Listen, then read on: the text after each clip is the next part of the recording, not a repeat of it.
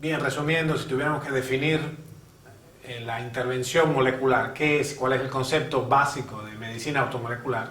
La noción clave es que no es ni una nueva forma de medicina, ni una medicina opuesta a la corriente central de lo que hemos venido haciendo en la medicina.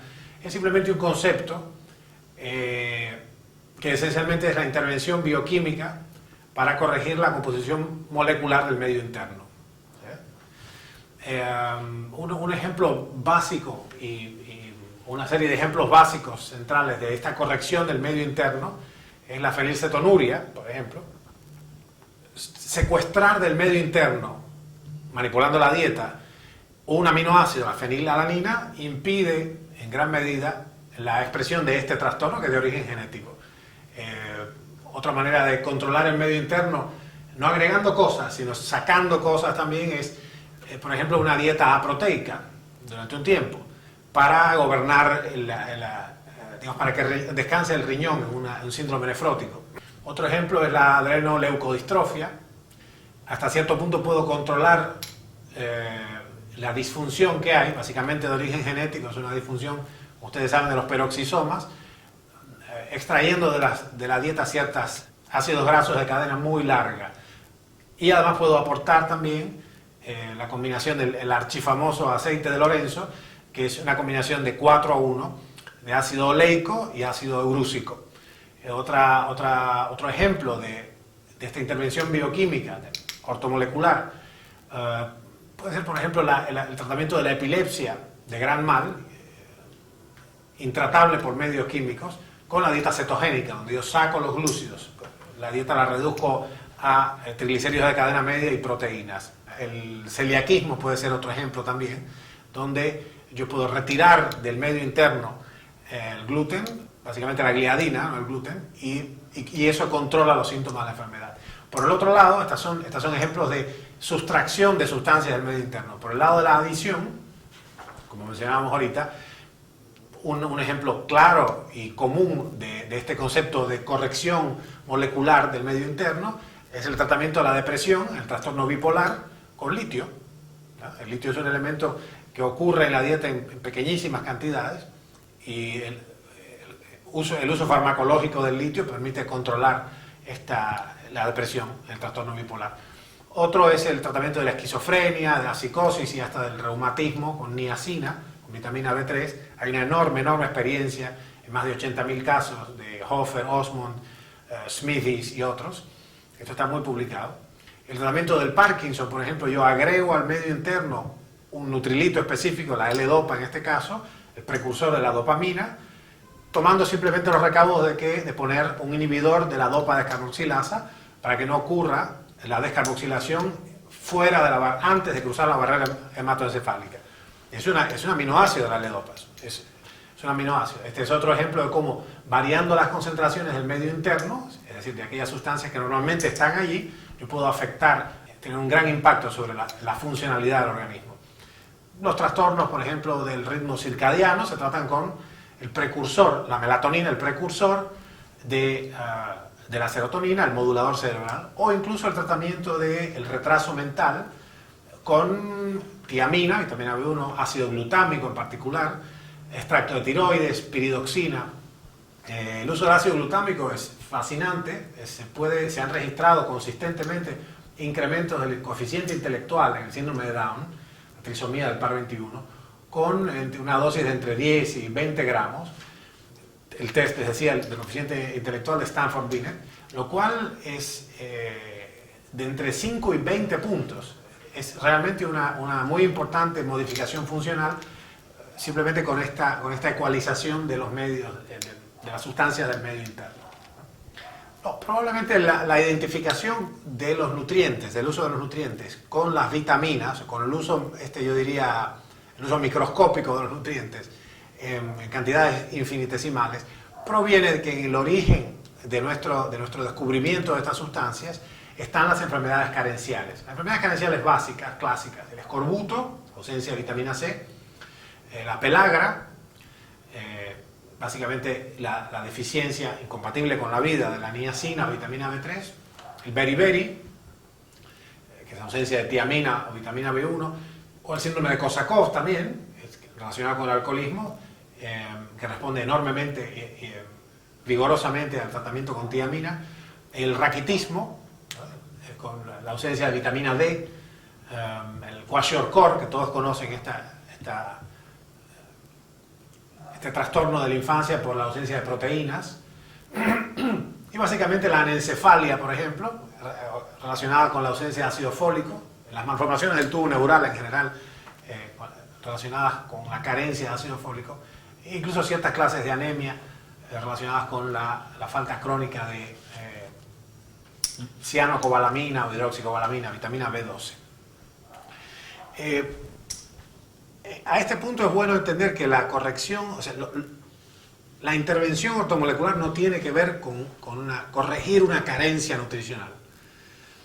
De hecho, se puede hacer, de acuerdo con la teoría de los sistemas, uno puede hacer un enorme impacto en el organismo como un todo, en virtualmente cualquier patología, sin que importe su etiología. Puede ser de origen infeccioso, puede ser de origen genético. Y a este respecto es bueno entender que muchos de los nutrilitos funcionan como coenzimas o enzimas directamente, o precursores de neurotransmisores. La concentración de una enzima en determinado tejido puede variar varios órdenes de magnitud. Puede tener, de un individuo a otro puede ser 10 o hasta 100, 150 veces más grande o menor.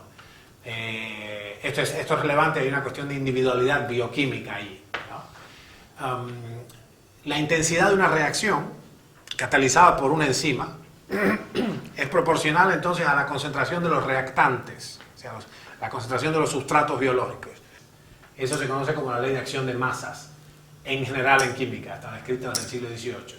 La cuestión específica en el caso de las enzimas es que la intensidad de la reacción crece consistentemente en la medida en que aumenta la concentración de los reactantes hasta cierto punto en que se satura el sistema enzimático en sí. Puede haber una deficiencia enzimática, y de hecho muchas veces la hay, es decir, un complejo enzimático que funciona a niveles subóptimos, por lo cual va a necesitar muchas veces más sustratos que otra persona. O sea, esa persona va a necesitar mucho más sustratos para que el producto sea el óptimo. Es por eso, debido a esta ley de acción de masas, el aspecto cuantitativo que estamos describiendo de la función enzimática, que muchos de los efectos de la corrección ortomolecular del medio interno son dosis dependientes. Por lo tanto, no tiene absolutamente nada que ver con la cantidad mínima indispensable de un nutriente para solucionar una carencia nutricional. Un factor crítico en este cambio de paradigma en la oncología ha sido la comprensión de que todos los atributos que exhibe la célula cancerosa no son aberraciones, ni siquiera son propiedades nuevas. La célula es capaz de degradar la matriz extracelular adyacente, es capaz de adquirir motilidad, es capaz de migrar y sobrevivir en la sangre y modificar varios aspectos clave de su propia biología, de zafarse del enclave original de su tejido, es capaz de degradar la matriz extracelular que la rodea, en la cual está sujeta por medio de metaloproteinasas, colagenasas, enzimas que en su conjunto, recordaremos, llevan el nombre de hialuronidasas. Es capaz de intravasarse, sobrevivir en la sangre, extravasarse, desembarcar en un tejido que le es absolutamente extraño desde el punto de vista morfológico y funcional, adaptarse allí y en suma exhibir una serie de comportamientos completamente anormales de acuerdo a su origen histológico. Bien, nada de esto es nuevo. Las capacidades que la célula exhibe están ya inscritas en su genoma desde su origen mismo. Esta capacidad de degradar la matriz extracelular, de migrar, de adquirir motilidad, ha sucedido antes ya algo así. Ha sucedido en el transcurso de la embriogénesis, la gastrulación, la organogénesis. Bien, la célula es capaz de ejecutar esta compleja coreografía gracias a la activación de los mismos principios, los mismos factores de transcripción de la embriogénesis original. Estos factores de transcripción que controlaron la embriogénesis. Su efecto es, bueno, como vemos, es un efecto de cascada, es un efecto de granada de fragmentación, como la granada F1 de fragmentación, es un efecto, decimos, pleiotrópico, es decir, un factor de transcripción afecta a una variedad de genes que afectan a una variedad de proteínas que orquestan este cambio, esta gran cantidad de cambios que le permite a la célula comportarse de la manera en que lo hace. Una célula, en otras palabras, cancerosa, no adquiere estas capacidades, sino que despierta o activa capacidades preexistentes en ellas, ¿sí? En su origen, la célula puede tener un cierto tipo histológico y es capaz de variar dicho tipo y adquirir capacidades realmente asombrosas, cuya complejidad es enorme. ¿Sí? La analogía de toda neoplasia, y este es el punto de giro, la analogía de toda neoplasia con el desarrollo embrionario es evidente. ¿Sí? Hablábamos de eso antes.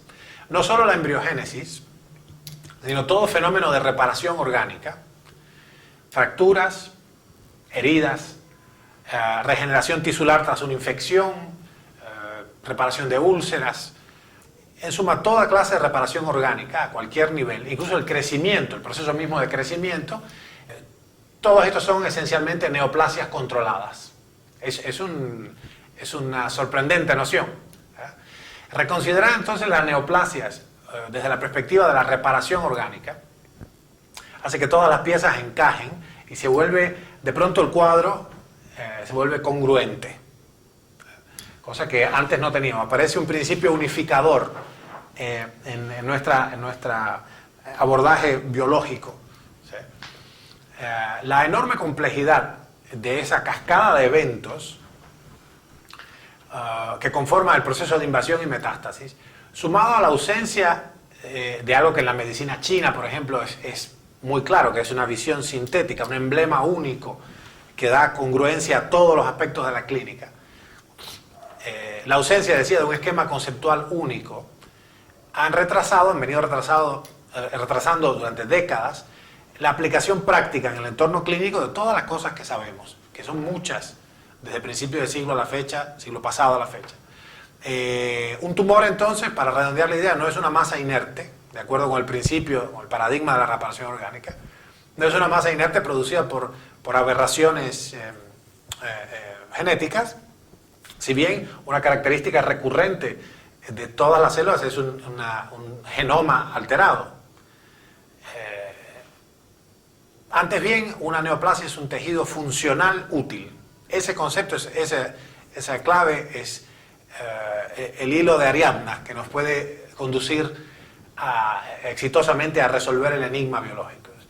Una masa tumoral no es, o sea, una neoplasia no es una masa inerte, al contrario, es un tejido funcional útil, cuya intención o meta específica original es reparar una lesión orgánica persistente, ¿sí? En el tiempo. No, el hecho, como discutíamos con el doctor ahorita, el hecho de que el entorno original de la célula sea esta clásica capa bidimensional de todo tejido epidérmico, es relevante.